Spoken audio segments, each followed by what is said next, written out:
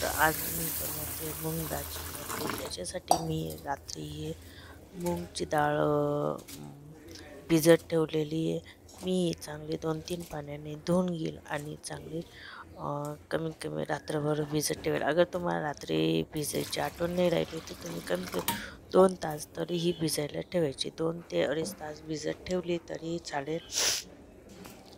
तर चला मग ही आता आपण 2-3दा मी धुवून घेते आणि नंतर परत मी याच्यात पाणी टाकेल आणि नंतर मग ही झाकून देईल आणि कमीत कमी 2 ते 3 तास झाकू देईल. आणि त्यानंतर मग हे बघा इथं माझी मस्तपैकी होऊन गेलेली आहे. बघा मस्तपैकी फुलून गेली, ती भरपूर फुलली. आता ही आहे ना मस्त आहे बघा, इथं दाबून बघायचं. आता ही आहे ना आपण मिक्सरमधून बारीक करून घेऊया आणि मिक्सरमधून बारीक केल्यानंतर मग मिक्सरमधून बारीक करून घेऊया आधी. हे बघा इथं मी मिक्सरचं भांडं घेतलं, त्याच्यात डाळ टाकली आणि ही चांगली बारीक करून घ्यायची. एकदम बारीक पेस्ट करायची आहे, कारण की आपण जेव्हा मठीला करू तेव्हा ते हे लोक व्हायला. तर इथं मी आता हे बघा, तर इथं मी आता मस्तपैकी बारीक करून घेते, तुम्हाला दाखवते. हे बघा इथं मस्तपैकी थोडीशी जाडसर राहिली माझी. मी चेक करून घ्यायचं. अगर बारीक नसेल झाली तर तुम्ही थोडंसं पाणी, नॉर्मल पाणी टाकायचं, जास्त पाणी नाही टाकायचं. थोडंसं पाणी टाकून त्याच्यात तुम्ही परत एकदा फिरून घ्या, म्हणजे ती एकदम बारीक होईल. आणि पाणी पण जास्त नाही टाकायचं, कमी पाणी टाकायचं, नाही तर मग ते खूप पातळ होऊन जाईल आणि कणिक आपल्याला जास्त लागेल मैदा. तर हे बघा इथं मी ना मस्तपैकी आता हे बघा इथं बारीक झालेली अशी चेक करून घ्यायची आपण हात लावून, ज्याच्याकडून तुम्हाला कळून जाईल की बारीक झाली या नाही झाली. त्यानंतर मी परातमध्ये काढून घेते, जिथं मी ज्याच्यात कणिक भिजणार आहे त्याच्यातच मी हे काढून घेते.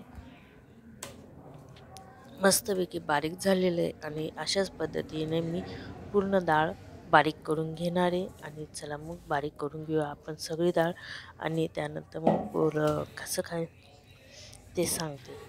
आता हे बघा इथं थोडं थोडं घ्यायचं, जास्त नाही घ्यायचं, आणि जास्त घेतलं तर थोडंसं जाडसर राहायचे चान्स जास्त असतं, म्हणून थोडंसं डाळ घ्यायचं आणि थोडं पाणी टाकायचं. त्याच्याने अगदी बारीक पेस्ट होऊन जाते. हे बघा इथं मस्तपैकी माझी बारीक पेस्ट होऊन जाते.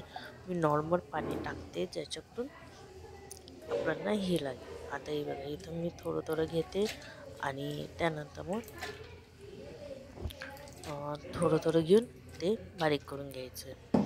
आता मी ना जवळजवळ अर्धा किलो डाळ भिजली होती, पण मी एवढी नाही करणार आहे, अर्धीच करणार आहे. तर अर्धी मी इथं हे केलं. आता इथं एक कपभर रवा घेतला मी, आणि रवा म्हणजे आपलं ते माप असतं तो सपाट माप घेतलं.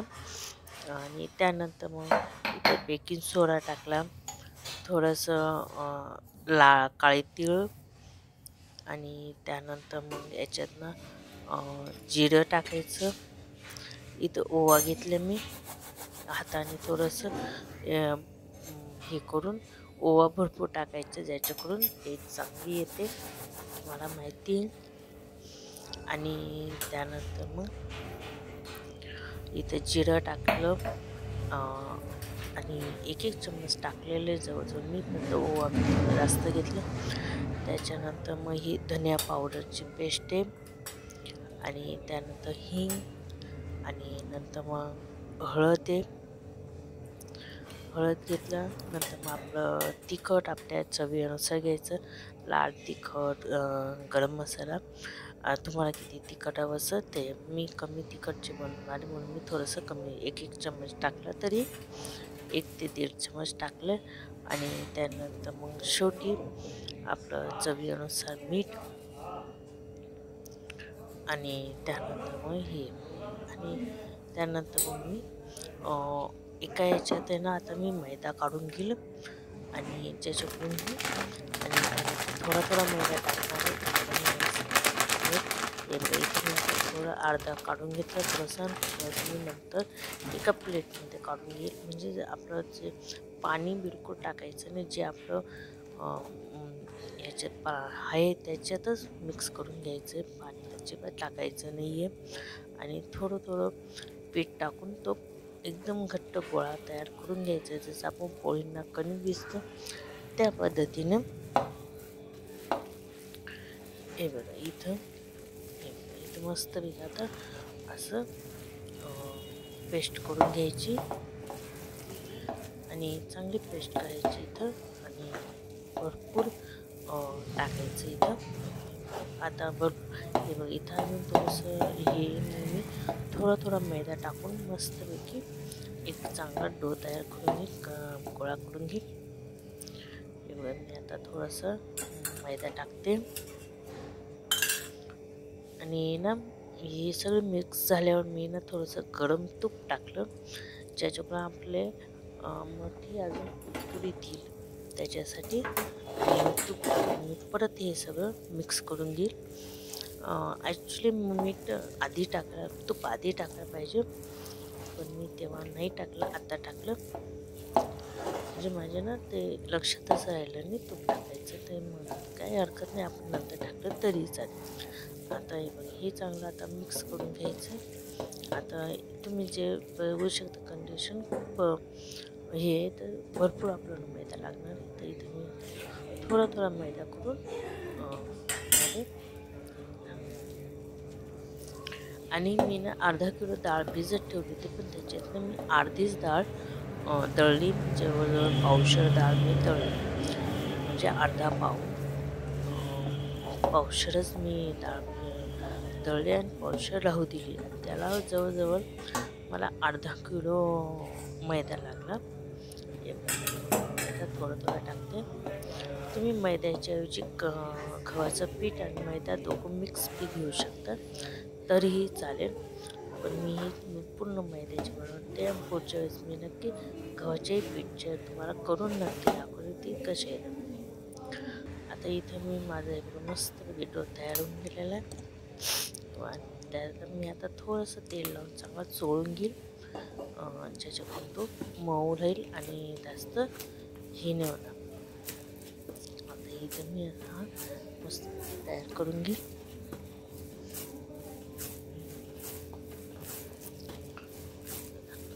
अशा पद्धतीने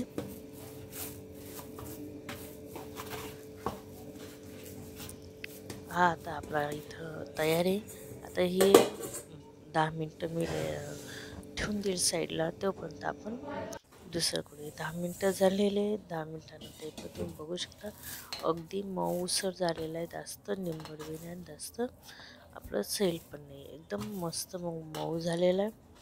आता इथं मी आता ही एक साईडला ठेवते आणि याची मठी कशी तयार करायची ते मी तुम्हाला दाखवते. तर मी तुम्हाला त्याच्या आधी सांगून देते की मी 1 किलो मैदा घेतला होता, पण त्याच्यात मला अर्धा किलो मैदा लागला, अर्धा किलो माझा उरला. म्हणजे पावशेर डाळला तुम्ही अर्धा किलो मैदा लागेल, हे प्रमाण फिक्स आहे. आता मी तो छोटासा गोळा घेतला आणि तो आता लाटून घेईन आणि त्यानंतर मोठे आपण तयार करूया. मस्तपैकी चोळून घ्यायचे, जास्त जोर लावायची गरज नाही, कारण की मऊस झालेलं आहे आणि गोळा तुम्हाला लहान मोठा तुमच्या साईजनुसार तुम्ही घेऊ शकता. आता तुम्हाला मोठी लहान मोठी कशी करायची त्या हिशोबाने. आता मला मस्तपैकी मी छोटे करणार आहे, कारण रोहनला मला हॉस्टेलला द्यायचे, म्हणून मी छोटे बनवणार आहे, जास्त मोठ्या मी करणार आहे. या पद्धतीने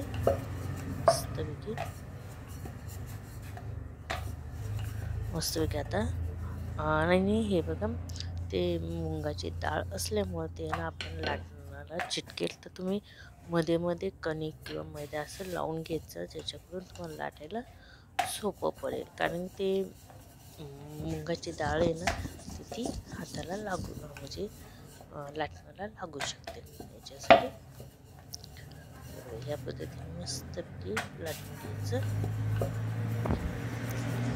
मीडियम ठेवायचं, ना जास्त जाड ना जास्त बारीक, त्या साईजमध्ये ठेवायचं, जशी आपण मागच्या वेळेस मोठी बनवली त्या पद्धतीने. आता हे बघा हे मस्तपैकी आता तयार झालेलं आहे. आता इथे ना आपण इथं मी आता तूप गरम करून घेतलेलं आहे आणि हे तूप मी याला लावणार आहे. तूपच्या जवळ तुम्हाला असं नाही करायचं, तर तुम्ही एका वाटीत तूप आणि कॉर्नफ्लॉवर किंवा मैदा दोघं मिक्स करून तेही लावलं तरी चालेल. आता हे बघा, इथं मी तूप लावून घेतलं आणि वरून थोडंसं मैदा टाकून देईल आणि त्यानंतर लोळ तयार करून घेईल.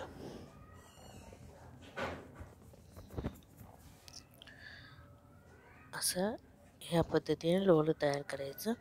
हे बघा, हलक्या हाताने करायचं, जास्त दाब द्यायचा नाही आहे, नाही तर मग तुमची मठी चिकपट होऊ शकते. आता हे बघा, ही माझी मस्तपैकी गोल तयार होऊन गेलेलं आहे. आता ही मी कट करून दाखवते. कट करताना बी सोपे पद्धती आपण जसं गोल गोल तयार करतो तसं तयार करायचं. तर या पद्धतीने कापून घ्यायचे आणि कापणं बी अगदी सोपे पद्धतीने कापून घ्यायचे. आता हे बघा, हे हलक्या हाताने असे प्रेस करायचे, मस्त प्रेस करायचे आणि लगेच ते आकार तयार होऊन जातो. त्याचं काही हे नाही आहे. हे बघा, हलक्या हाताने प्रेस करायची आहे. हे बघा, या पद्धतीने. आणि खूप सोपे आहे, काही खूप कठीण आहे असं काहीच नाही आहे. हे बघा, या पद्धतीने. आता हे बघा, आता मी हे प्रेस केले, तुम्हाला मी आता लाटून दाखवते. आणि एक गोष्ट अजून मला सांगायची, इथे आहे ना, आता हे मुगाची डाळ असल्यामुळे ते आपल्या लाटण्याला चिटकू शकतं, तर तुम्ही थोडंसं मैदा लावायचं ज्याच्याकडून ते चिटकणार नाही. हे बघा, या पद्धतीने म्हणजे हलक्या हाताने करायचं, तसं जोर लावायचा नाही आहे. आणि थोडंसं लाटणं फिरवायचं आहे, जास्त नाही आहे. जास्त फिरवणार तर ते आपले लेअर आहेत ते तयार नाही होणार, लेअर ते दाबले जाते. आता हे बघा, मी पण थोडंसं मैदा लावला म्हणजे ते खाली चिटकायला नको, म्हणून खाली पण लाटणाला पण का ते चिटकू शकतात. या पद्धतीने पण करणं अगदी सोपं आहे, खूप कठीण नाही आहे. तुम्ही नक्की ट्राय करा आणि ट्राय केलं ना मला कमेंट करून नक्की सांगा की तुम्हाला कसे वाटते हे. आता हे बघा, या पद्धतीने मी सगळं तयार करून घेते. जाड बारीक मिडियम साईज ठेवायची. हे बघा, या पद्धतीने करायचं. इथं माझे आता सगळे तयार झालेले, थोडं थोडं माझे चिटकत आहेत, मी मैदा लावून हे करून घेणार आहे. तुम्ही पण मैदा किंवा तेल लावू शकता. मी सजेस्ट करेल, तुम्ही सांगेल तर तुम्ही मैदाच लावा, कारण की ते कसं होतं, मैदा लावण्याने व्यवस्थित होतं. तेल लावणार तर ते पूर्ण लेअर एकमेकांना चिटकून जाते. आता हे बघा, इथं माझे आता सगळे लाटले गेलेले आहेत आणि मी आता हे सगळे एका प्लेटमध्ये काढून घेईन.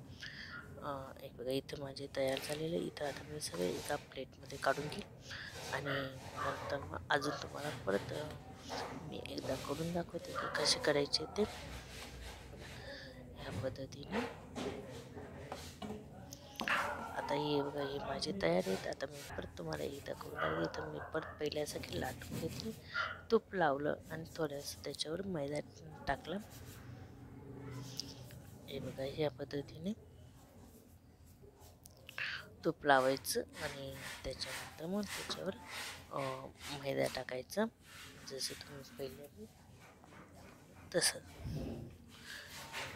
परत नंतर मग लोड करून घ्यायचं आणि तो जो शेवटचा किनारा असतो तोही व्यवस्थित चिटकून घ्यायचा. अगर तो चिटकत नसेल तर ते थोडंसं तूप लावायचं, ते चिटकून जातं.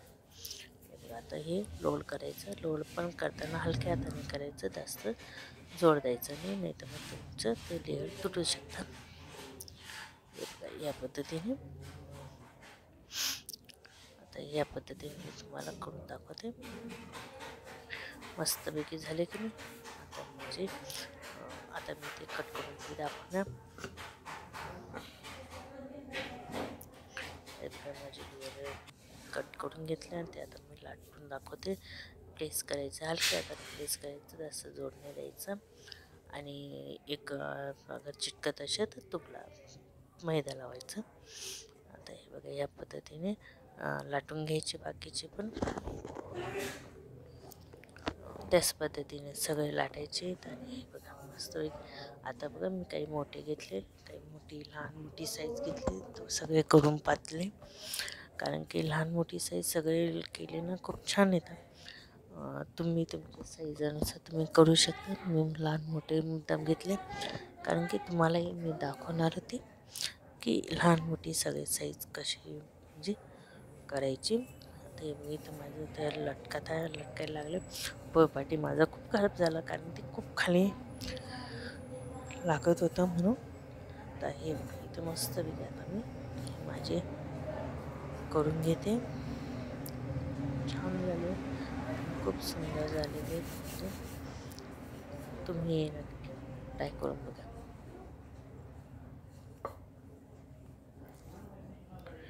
आता ही अशा पद्धतीने लाटून घ्यायचे. थोडा मैदा टाकायचा, मैदा लावून हे करायचं. बघा या पद्धतीने तुम्ही बघू शकता. खूप छान आणि खूप सुंदर. याच्या आधी मी मोठीचे 2 रेसिपी टाकलेल्या आहेत, त्याही तुम्ही माझ्या चॅनलवर जाऊन नक्की बघा.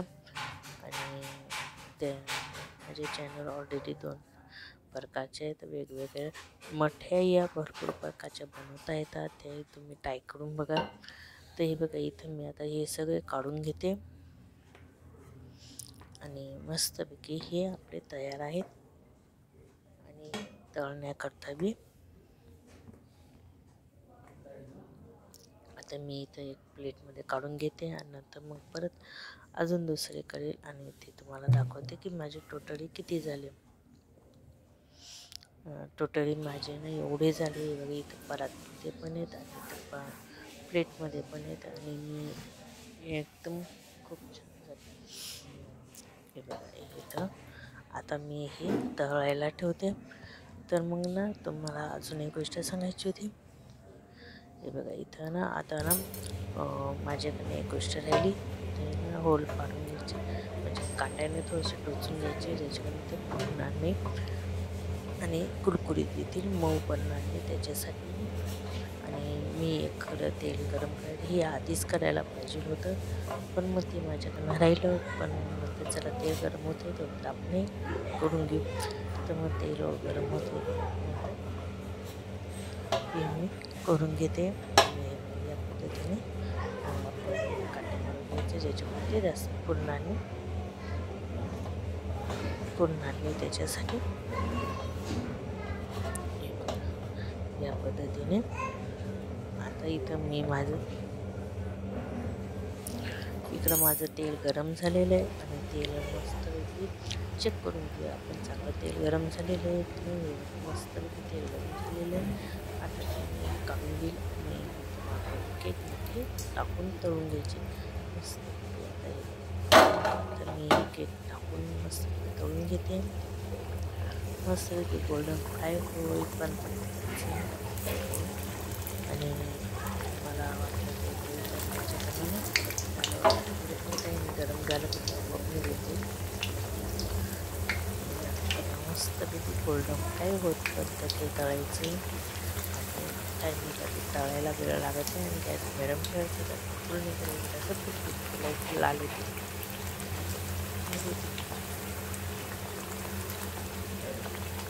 करायचं मस्तपैकी फ्राय तळून घ्यायचं. किती छान कलर येतो तुम्ही बघू शकता. कलरही मस्त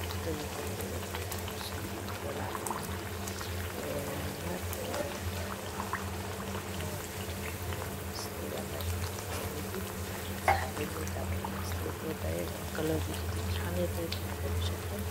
असाच कलर यायला पाहिजे. तसं कलर म्हणजे आपण काढून घ्यायचे फ्राय.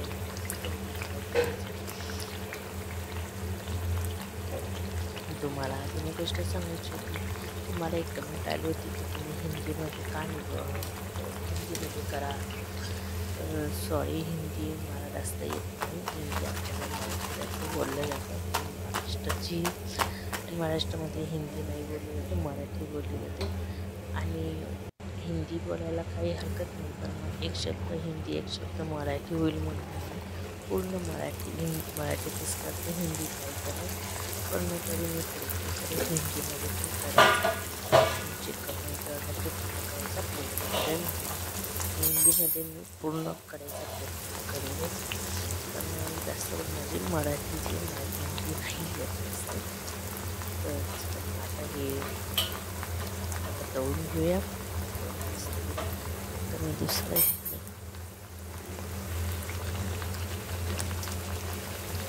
अशा पद्धतीने आपण तळून घेऊ. कसे वाटते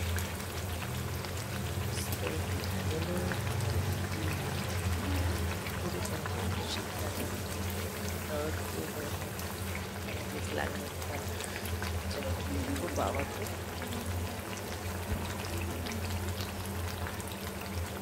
मस्त असे काय होणार तळून घेऊ.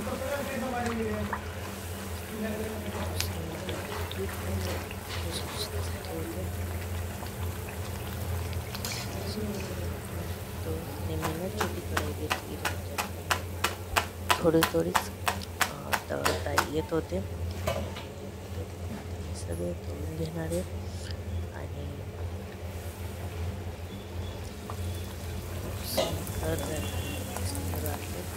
त्याच्यावर तुम्ही चाट मसाला या काही टाकून खाल्लं ना तरी खूप लागते, सुंदर लागतात त्याची.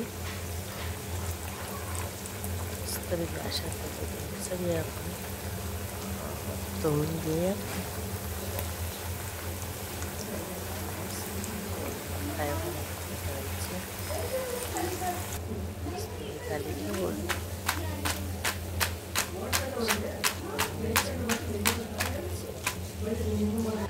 आणि खूप सुंदर वाटतात आणि खूप छान लागतात.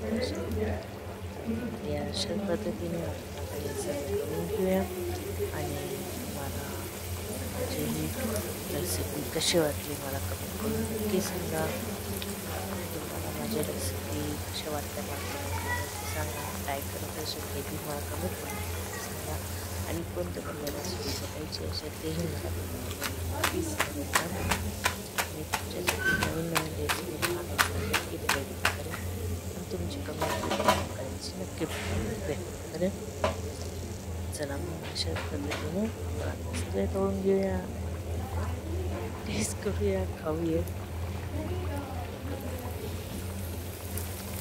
खूप सुंदर झालेले.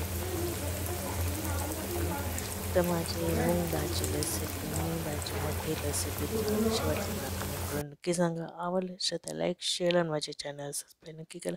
पुन्हा भेटूया पुढच्या व्हिडिओमध्ये. बाय. श्री स्वामी